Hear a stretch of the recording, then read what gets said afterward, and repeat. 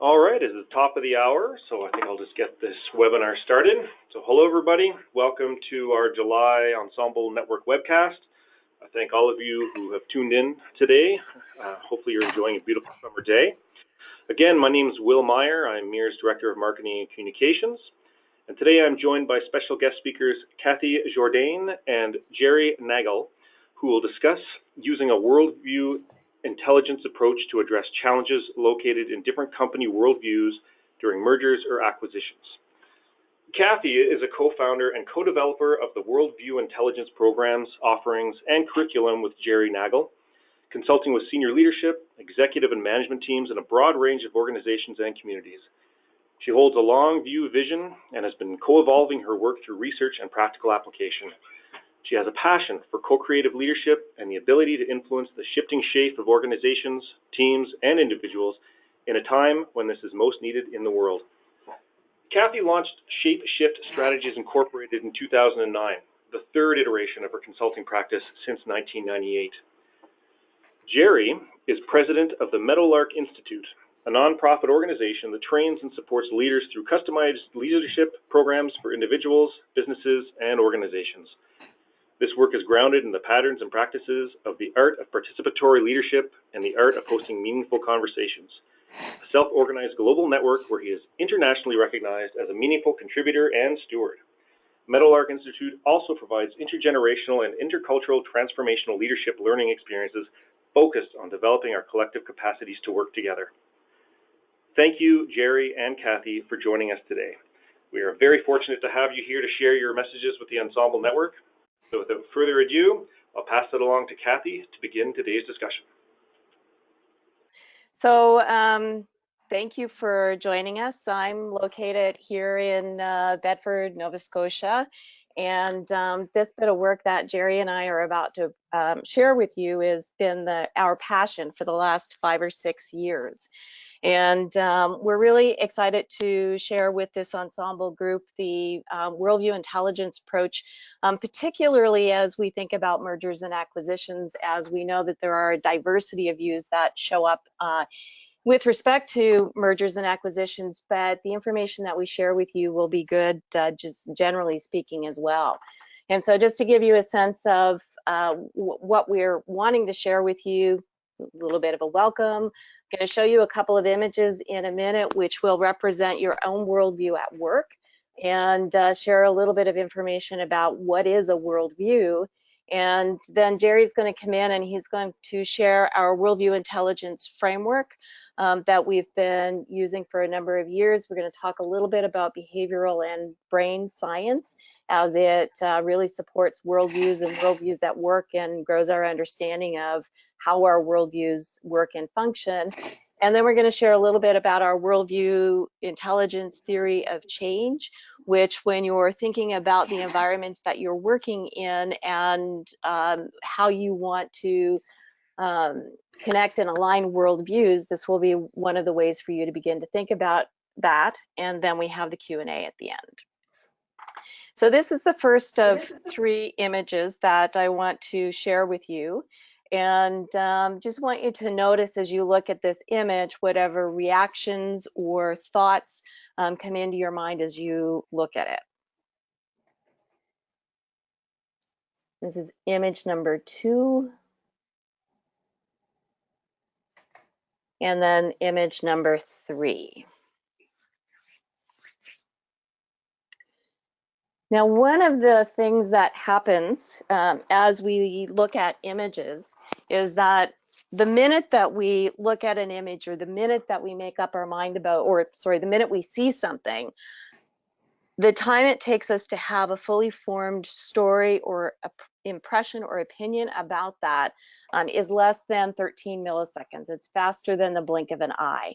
And this little image that's up now on your screen comes from Systems Thinking. It's the ladder of inference, and it basically shows us down at the bottom from the moment we see something. So it could be an image like I showed you, or it could be most of us have the experience of sitting in a cafe or being at the airport and watching people go by, and noticing that we've made up a full story about a person that we see without actually knowing anything about them. So this is a normal, natural human behavior. And basically how we interpret what we see has a lot to do with our worldview, our beliefs, and our assumptions. And what we act upon is not what we see, but it's our interpretation of what we see. And so this idea that from the moment we see something to the time we have the opinion, that it's faster than we can blink our eye. A lot of this research really comes from MIT, where they've been studying how fast we process information. The reason it's less than 13 milliseconds is because 13 milliseconds is the fastest that they could record it at. So it could actually be faster than that. And most of the information, most of this kind of research is actually being funded by marketing companies and by political parties, because they want to know how they begin to influence us, even almost even before we can have a thought or interpret an image. So knowing this now, and if we go back to looking at these pictures that we presented before, there's the picture, and then there's the what's the story behind the picture. And very often in this picture we get students looking at their phones, and they're missing out on what's really happening in life, which is a generalization that we make. But what's actually happening here is that these students are touring an art gallery. They are in front of Rembrandt's The Night Watch, and they're using an interactive app to learn about the painting. In the groups that we work with, we do have some people guess that might be what's going on, but it's often a hesitant guesses, as in maybe. But most people have the immediate reaction of the assumptions they're making about younger generations. This next picture, we've had audible gasps sometimes when people view the picture. And then we have people go, oh, it's a women's hockey team, and I think they're wearing dresses. And some people actually guess that this is an image from Canada. And 1916, it's a women's hockey team from Edmonton. And the image on their shirts at that point had not been co-opted. The swastika actually stands for blessings, for success, for good luck. And there was a time before the Second World War where you would find that image in all kinds of places, whether it was hockey teams or bakery stores or any number of other things that you can imagine. So it's also interesting how certain events can change the way that we view and interact with different images. This last one, for anyone who might not recognize, although I think with this audience, we would all know that this is Prince William. From a different perspective, that image actually is a different thing than the original interpretation that many people look at it. Many people make when they originally look at it. And if you just even for yourself hold up 3 fingers, if you're trying to indicate the number 3, which 3 fingers do you hold up? And it may not be the 3 that he's holding up. We presume to talk about the fact that, you know, baby number 3 has arrived in his family. So your reactions and interpretations of all of those pictures really is a quick illustration of your worldview at work, and your own, as you noticed within yourself, your own bodily reactions or emotional reactions to that. And so the question is really, how do we see and interpret the world? And we believe that we interact with the world the way it is, but this Anais Nin quote really characterizes what's actually happening, which is we don't see things as they are, we see them as we are, and we interpret things through the lenses by which we have come to see and experience the world. And our worldview essentially is the way that we do see and experience the world.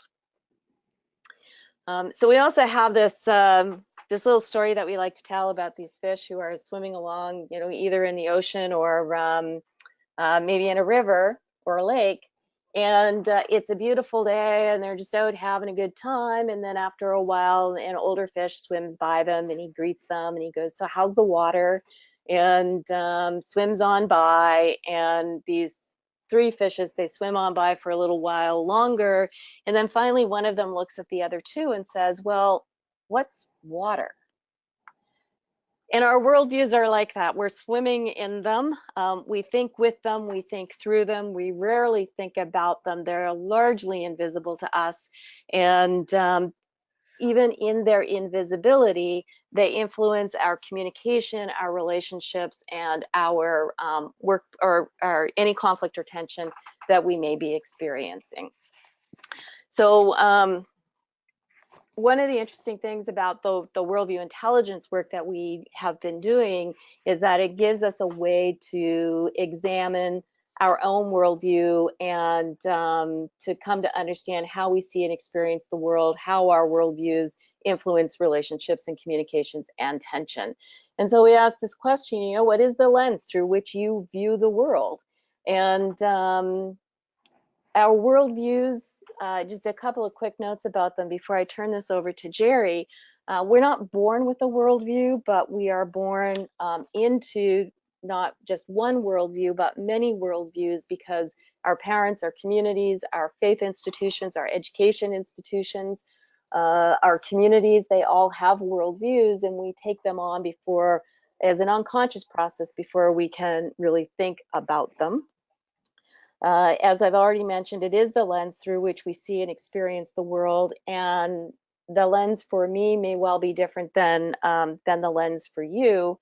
Our worldviews, we do say that they are locally and socially constructed, so where we're born, where we live, where we travel to, all of the worldviews that we experience are local to that experience. So me being living in Nova Scotia, growing up in Lunenburg, which was a fishing town at the time, that influences my worldview. Jerry has a very different worldview, having grown up on a farm in the middle of the U.S. And our worldviews are socially constructed because they're constructed in relationship with other people. Worldviews can shift and change. In fact, they do quite frequently, oftentimes without our conscious thought about it. And the last thing I'll say about it is that our worldviews are very closely linked with our identity. And this is important because when our worldviews are threatened, individually or collectively, it is as if our identity is threatened, and we respond in the same way as if our very life has been threatened. So I'll leave it there and turn this over to Jerry for the next few bits of information here. Great, thank you, Kathy, and greetings all. I am connecting to you from my office in Minnesota in the US, and I hope everyone hears me just fine. As Kathy was describing worldviews, in many ways it felt like a description around our personal worldviews, but it's important to note that we as individuals do have personal worldviews, but our professions have worldviews, and as professionals within a profession, we have differing worldviews. So the worldview of the mining industry would be different medical profession, or the legal profession, or education. And within the medical profession, for example, the worldview of a doctor would be different than a nurse. My daughter is a nurse, and I often listen to her talk about the differences she experiences and how she works in her profession and doctors work in her profession. And organizations have worldviews, and we'll talk a bit more focused about that. But if you are a company, your firm has a worldview.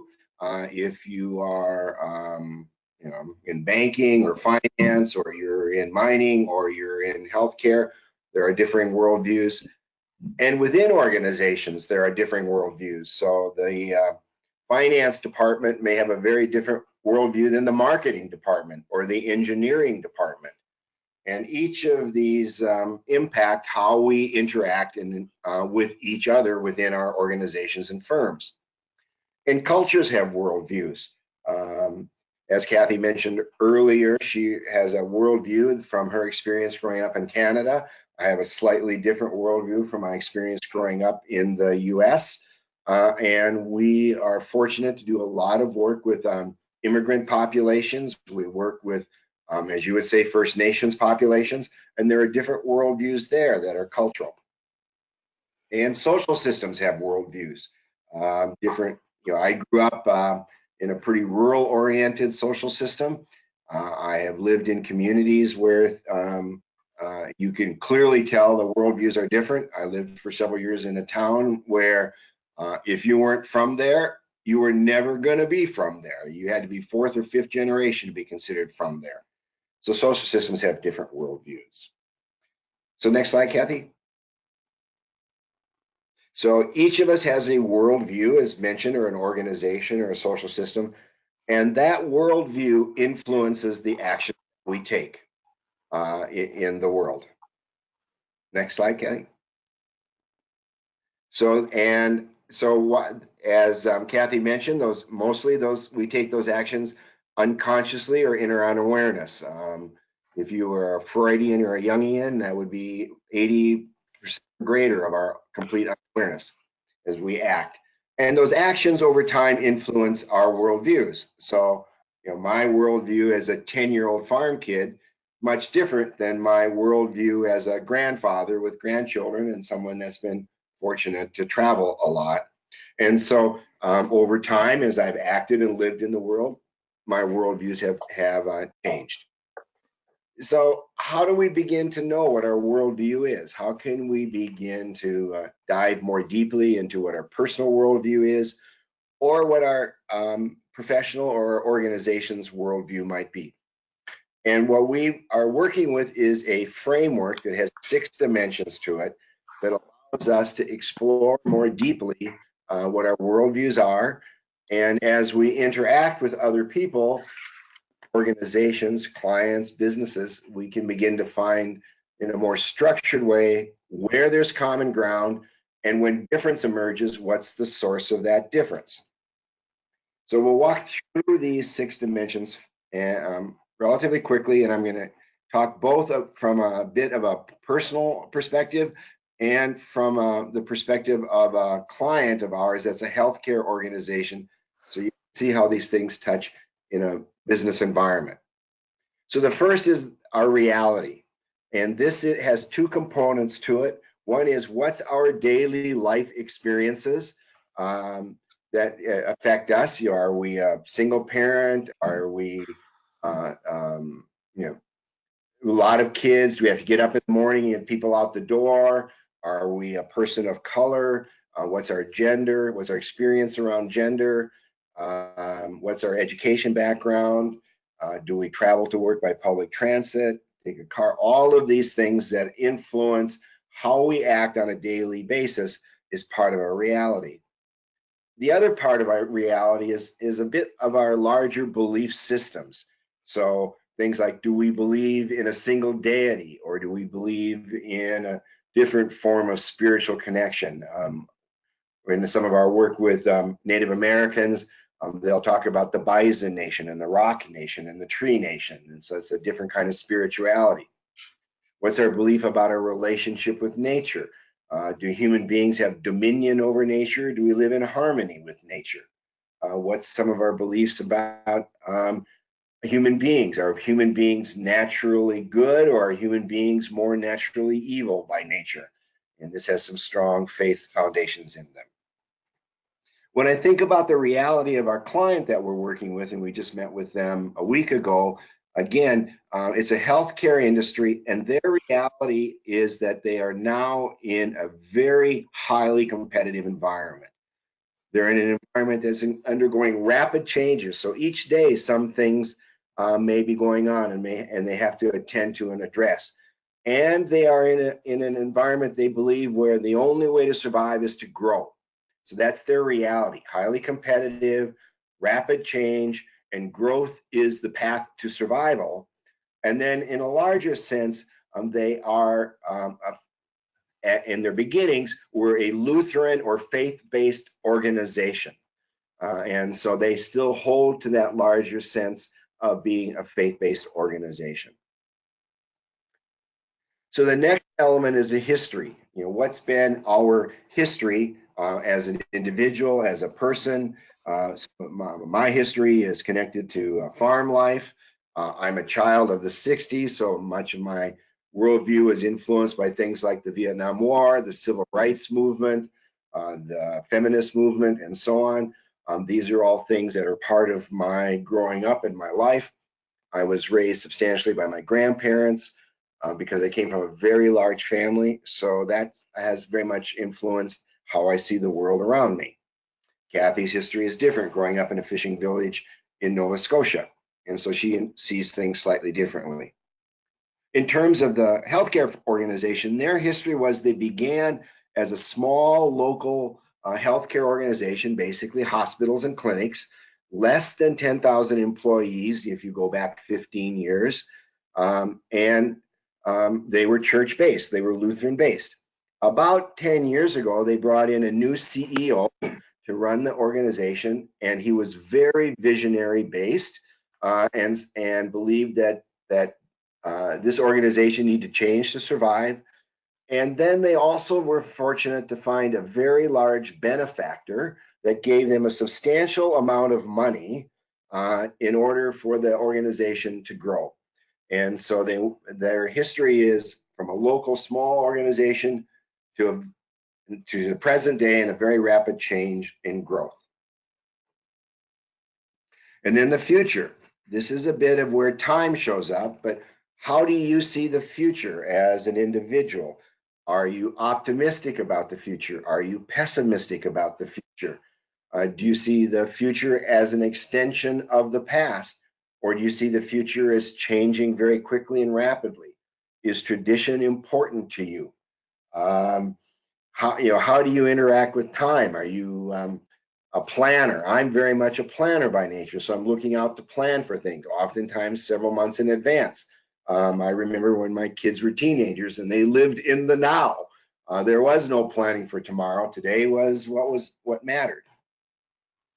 In terms of our healthcare organization, their sense of the future, which is we've been working with them for several years, has been interesting to evolve.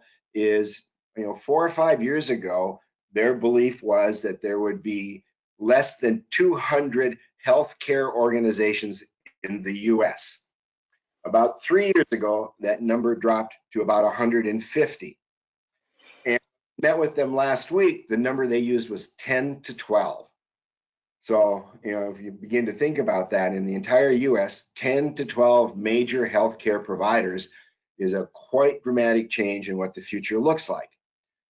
And part of that sense of what the future is that to survive and be one of those 10 to 12, services have to be cradle to grave, literally. So that's part of their approach here is to merge with organizations that provide services different than they are, that complement the sense of the future as a cradle to grave service organization. The fourth area is values. What are our values? And this is often an area where conflict can emerge. So I want to just note that the word value is at the root of evaluation. So when we evaluate things, we're really measuring what we value or what's important to us. And I'm sure if we asked one of you, do you have a set of personal values? You would say, yes, I do. Might ask you what they are. In our experience, often is people name 2, 3, 4, and then they go, I really thought about this very much. Do I have more or not? The other element of values is that, values within themselves may conflict a little bit with each other. So I might say, do you value honesty? I would say, yes, honesty is important. And I might ask, do you value kindness? And you say, yes, kindness is important. But sometimes then what do you do when someone says, how do you think my hair looks today? Or how do you like this shirt? And you think it's terrible. Are you honest and say it's terrible? Or are you kind and say, that looks nice on you? And so these kinds of conflicts can emerge. In the healthcare organization that we're working with, this is going to be a big challenge for them. They are recently merged. So to give you a sense, over the past 10 years, they have acquired or merged with a number of organizations, and they have grown from less than 10,000 employees to 30,000 employees. And they are about to merge in January with another organization, or acquire, actually purchase another organization with 20,000 employees. And so they're going to go in 10 years from less than 10,000 employees to 50,000 employees. And the organization that they're acquiring is very strongly faith-based. And so is the originating mothership, as they like to call themselves, is faith-based also, but not nearly so strong as the organization they're acquiring, where staff often begin the day with a prayer, and so on. And so the new mission statement includes a reference to God in the mission statement. But the organization also values high performance, high innovation, and they're very bottom line oriented. So the organization they're acquiring is losing money. They're going to have to turn that value around in a way that still maintains this sense of faith and improves the bottom line, because they're not going to want to lose nearly $40 million a year every year. So this becomes a real challenge for them. The next one is practices, and these are, what are the practices that you live your life by? And importantly, are those practices congruent with your values? If you value, kindness, do you treat people kindly? Do you have practices that treat people kindly? I try to say hello to people in the grocery store, even if it's the clerk, even if it's the checkout, somebody, just to make a personal connection with them. That's part of some practices I like to have. When we think of the healthcare organization, so certainly their practices are to provide high quality care to their patients or clients. Their practices also are to be on this path of comprehensive care, this cradle to grave care. They also have a very strong employee development department. This is the part that we're working with them on, is they have a strong leadership component in employee development. And they have a strong headquarters focus, which also presents a bit of a challenge at times for them. So the community where the, quote, mothership it has a bit of centralization to its practices, and this has often created conflict with some of the practices of other health organizations they've acquired. When we first started working with them, they often described how they operated as ready, shoot, aim. So we're going to make a decision, and then we'll deal with the consequences afterwards. So this was part of why they were growing so rapidly, and how they operated was, we got to acquire, we need to acquire, we have to grow. Once that's done, we'll deal with the consequences. One of the first organizations that they acquired, their sort of practice was ready, aim, aim, aim. What are we aiming at again? So this was an organization that had difficulties making decisions, took a very long time. So you can begin to imagine the clash that took place between a culture of decide and act to let's take our time. And then lastly is knowledge. And this is this notion of, how do you know what you know? Where do you get your information? Who do you trust? Do you trust science? Do you trust intuition?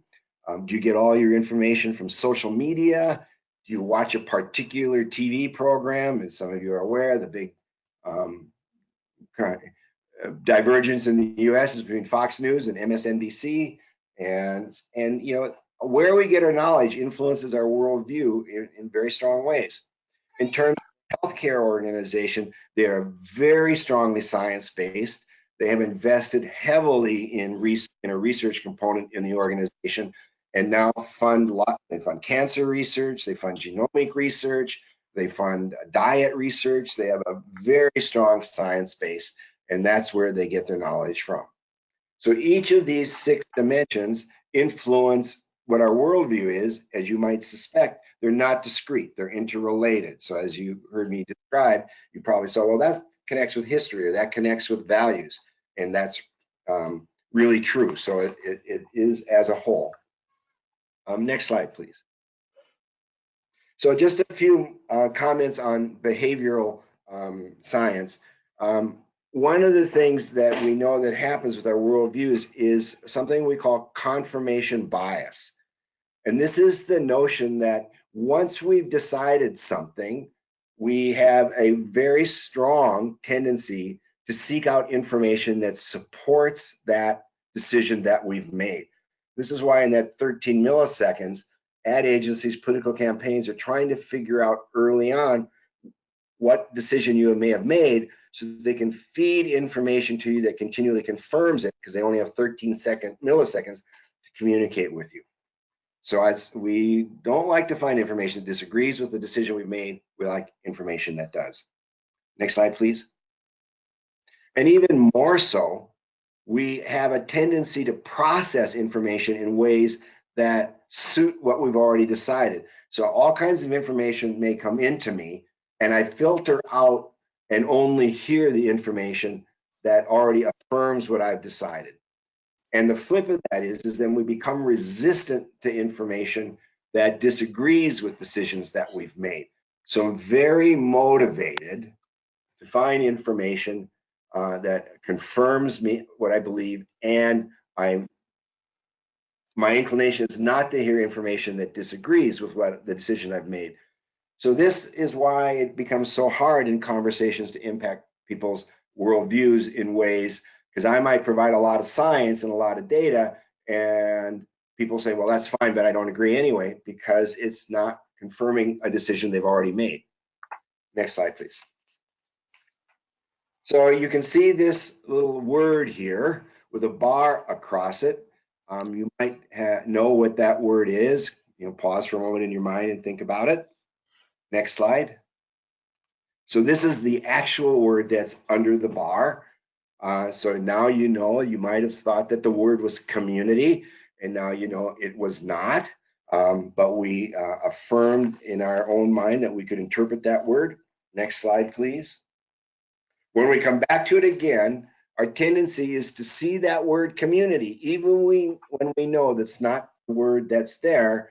That is the word that we see. Our brain works in patterns and sees those patterns. And even when we know the pattern is wrong, we see a pattern that we are used to or we find affirming in our images. And next slide. And finally, we want to just talk a little bit about something called loss aversion, which is the notion that when change is in front of us, and that change may actually be very good for us, we are not always inclined to make that change. That we view the pain from the loss of what we know to be greater than the pleasure from the gain that we're promised to get. And so there's this aversion to change, aversion to doing things differently, because, as we like to say, the devil we know is more comfortable than the promise of something new that we don't know. So thank you. And now Kathy's going to continue on. Cool. Thank you, Jerry. I just wanted to mention a couple of things before I talk about our theory of change. And the first is that our individual worldview is closely associated with our identity, but it's also really important to remember that this also happens on a collective basis.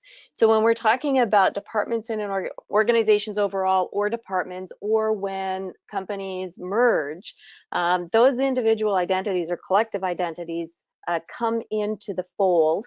And sometimes we talk about cultural identities, because inside of an organization are various cultures. And one of the ways that we run into problems is when we underestimate the power of worldviews or the power of identity as we try to bring everybody into alignment. And, one of our great human needs is belonging, and we belong to or feel a sense of belonging with our reference groups.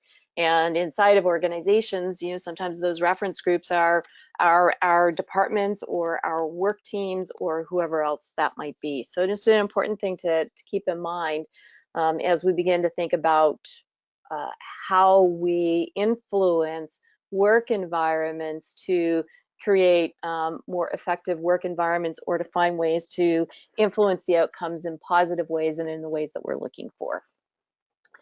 So Jerry shared the framework that we've been using, our Worldview Intelligence framework.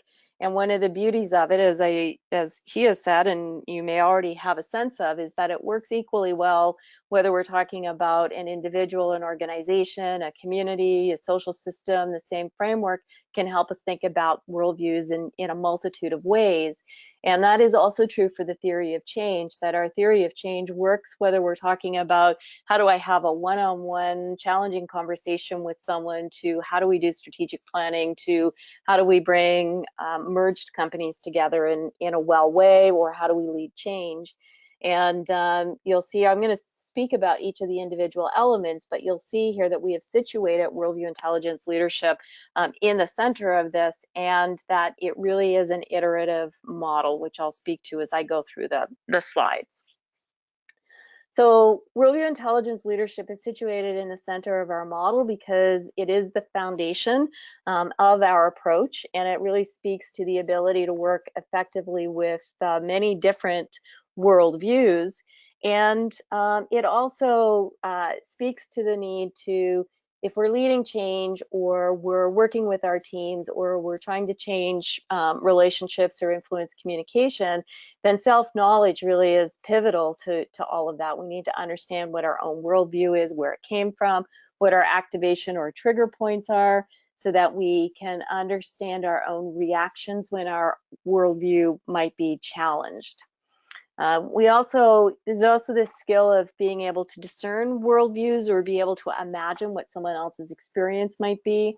We'll often say that one of the great questions when you're confronted or challenged in your own worldview is to ask the other person, how did they come to see and experience the issue or the concern or the challenge in the way that they have.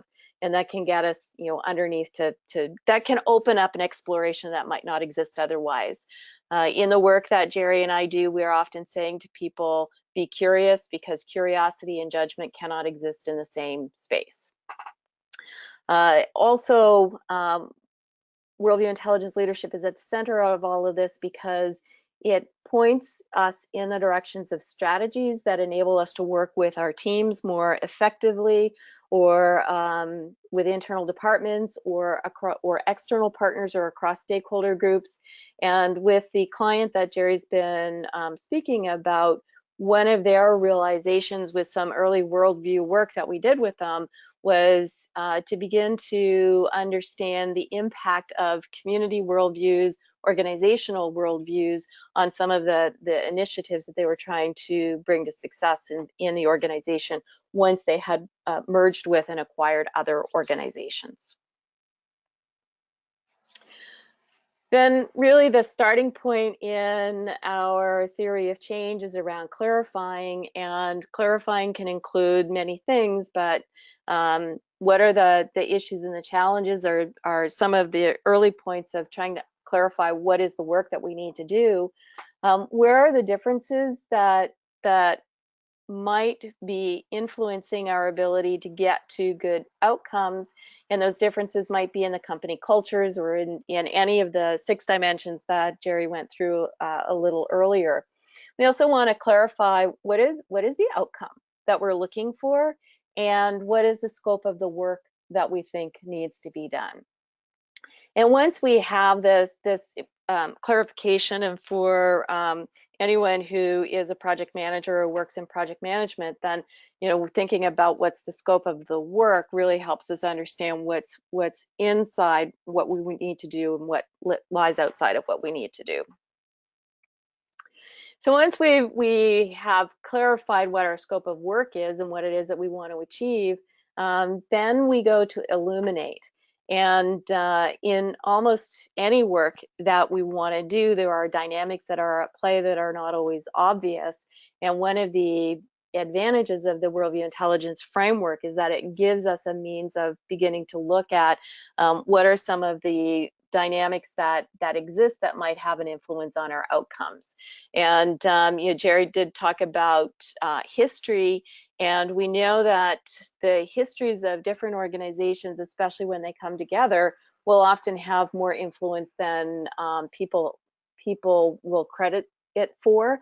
And so being able to understand what's the history of the different organizations and what does that mean in terms of how they have come to see and experience the business world that they're in can be very valuable.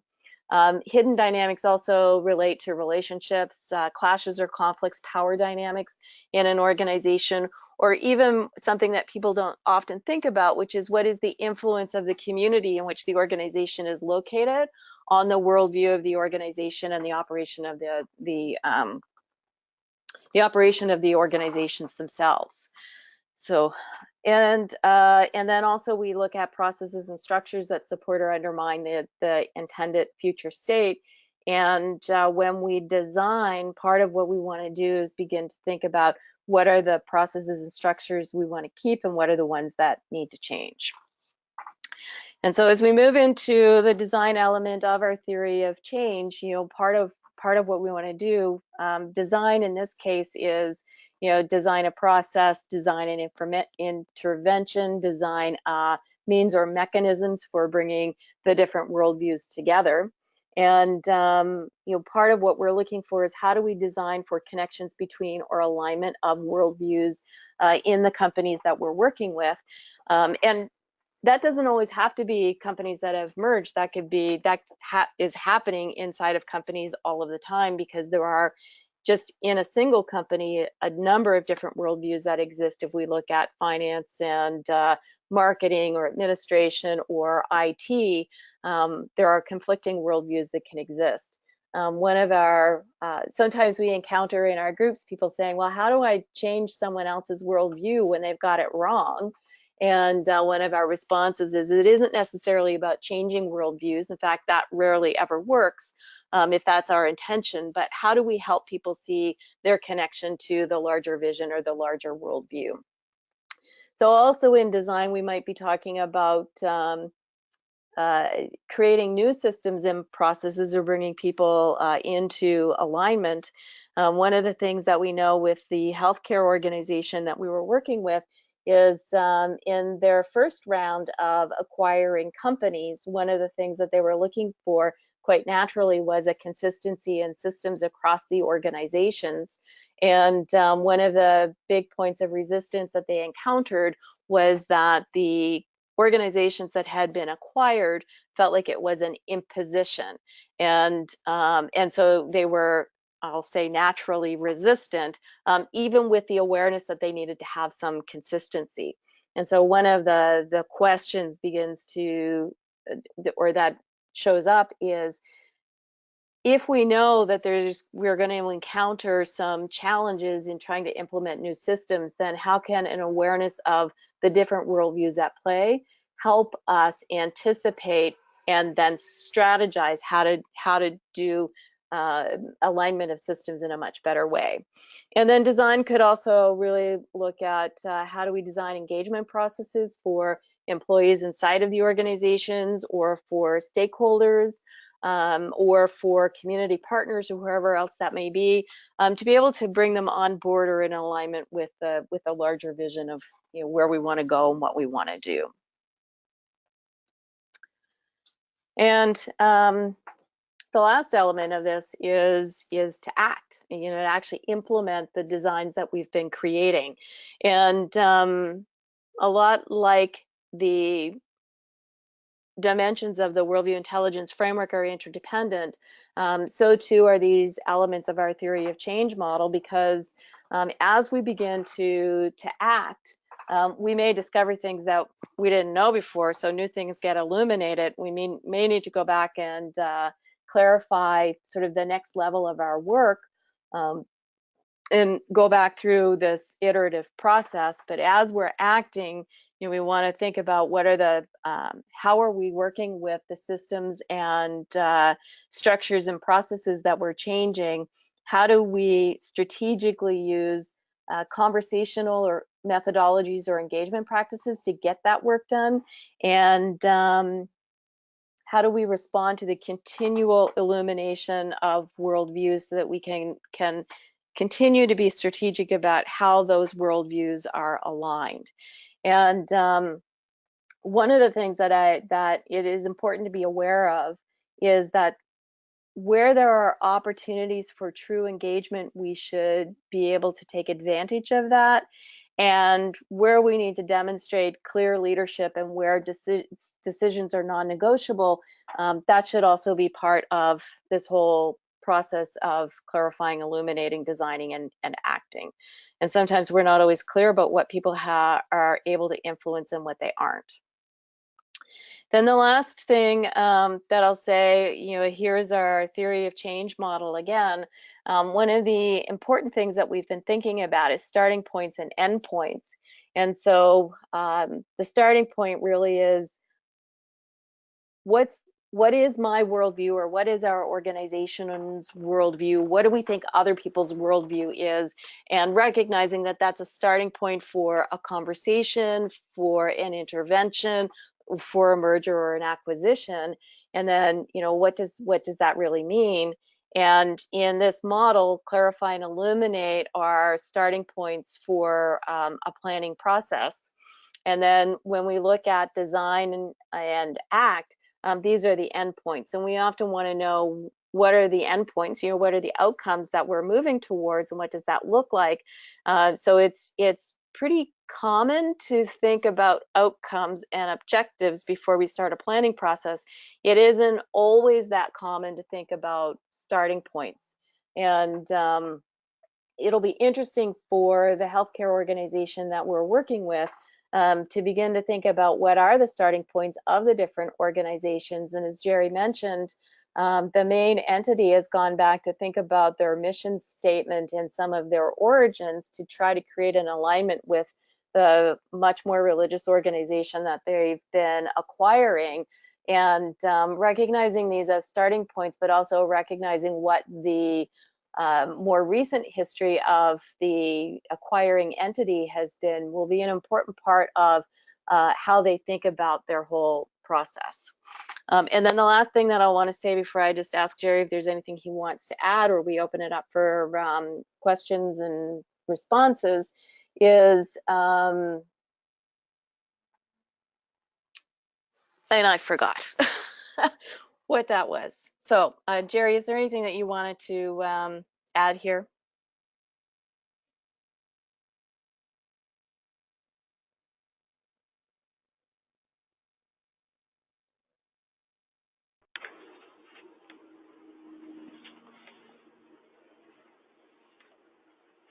Thanks, Kathy. With that, we do have a few questions from the audience that we can get into. We have about 10 minutes left here. So the first question that we received is, are you able to offer any tips in terms of incorporating or accommodating various lenses or worldviews within our own communication styles?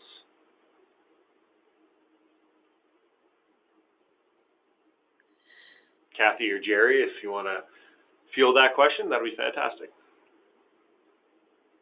Could you just repeat that? Yeah, sure. It said, are you able to offer any tips in terms of incorporating or accommodating various lenses or worldviews within our own communication styles? Yeah, so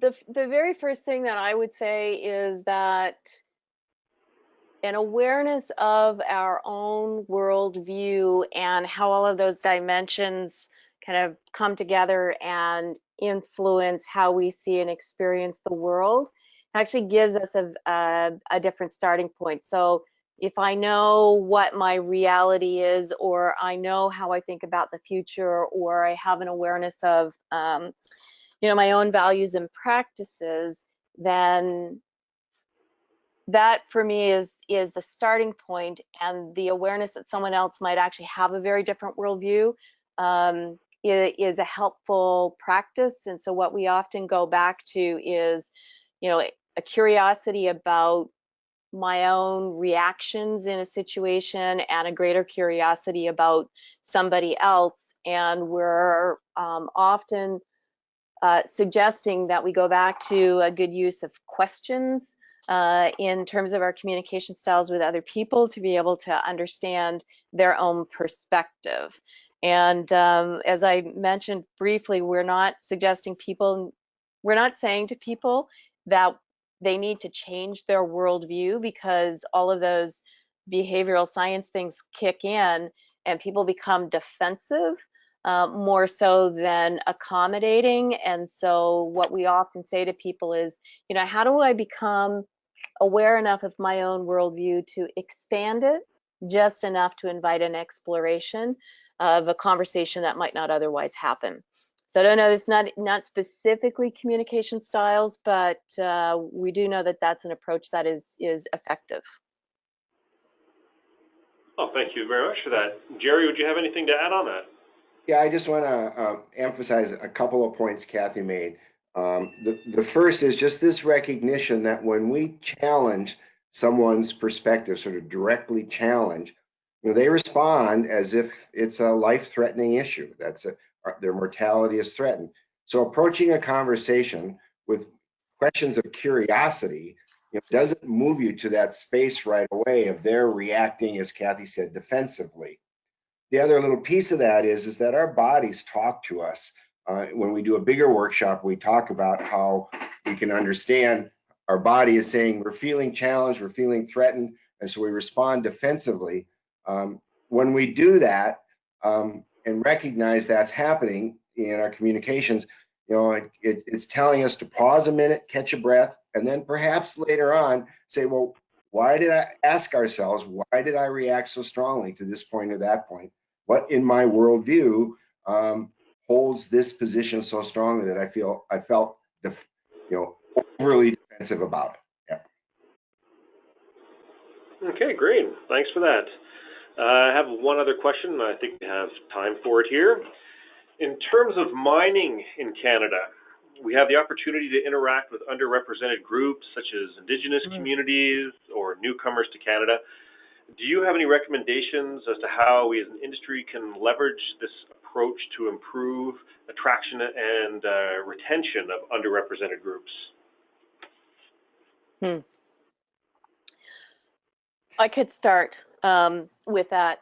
One of the really fascinating areas of exploration has to do with underrepresented groups in organizations and in groups. And I think there are a number of challenges that show up. And one of them is that when we're part of a dominant culture, whatever that looks like, there is an assumption that other people see the world and experience the world in the same way. And so we make a lot of assumptions about what people are looking for, about what they want, what their values are, what their practices might be. And we don't always create a lot of space for different views or different practices to show up. In some of the stakeholder and community work that we do, it's very typical for people to say, well, or for organizers to say, well, we reached out to a group and they didn't respond, and so we just think that means that they're not interested, or in this case, maybe they don't want these kinds of jobs, or whatever. And our message to them consistently is, well, maybe you reached out to them, but maybe you haven't invited them or engaged them in a way that they actually feel invited, or that they feel like their contribution is of value. And so, sometimes we think time is the enemy, or we think that everybody should act the same way or be the same way. But the more we can meet somebody where they are and listen to what are the things that would make this an engaging workplace for them, the greater the opportunity to engage people. And we're certainly moving into a time when labor shortages are coming up as an increasing issue, and people are poaching employees from other places. And what's going to make organizations successful in the future is the ability to create workplaces that respond to the needs of the people that they're hoping to attract into them. And understanding worldviews is one of the ways to be able to do that. Thank you very much. Those are some good points and good for the work that we do here at the Mining Industry Human Resources Council in terms of labor market assessment and projects to attract and retain underrepresented groups. Jerry, did you have anything else to add to that? The only thing I would add is just to emphasize a bit of something Kathy said again, which is underrepresented groups will know the difference between you inviting them in because there's some box to check, and you inviting them in because you sincerely want to hear their views on the matter and find common ground forward. That doesn't mean it's easy to do, and it doesn't mean that you have to give up your goal of whatever it might be as a, but where is that intersection of worldviews, understanding of worldviews that provide the space for us to work together forward, as opposed to you got to come over to my worldview. And if there's any sense of that, then it's going to be very difficult to invite groups in. Okay, well, thank you very much for that. We just had one question pop in. We only have a couple minutes, so hopefully you have a chance to be able to answer this. In offering the worldview to a merger acquisition context, what are the challenges in engaging a mixed team of executives? Is there a required understanding of the starting point for executives of one party or both? So I think one of the biggest challenges is one of the things I said already, which is time is perceived to be the enemy, and people want to move really fast and they want to get to outcomes really quickly. And so in an executive team, you really need at a minimum one person who understands that taking the time to do this alignment work at the outset is actually going to produce quicker results down the road. And then you need to engage all of the executive in understanding that. Yeah, we often say a phrase called slow down to go fast.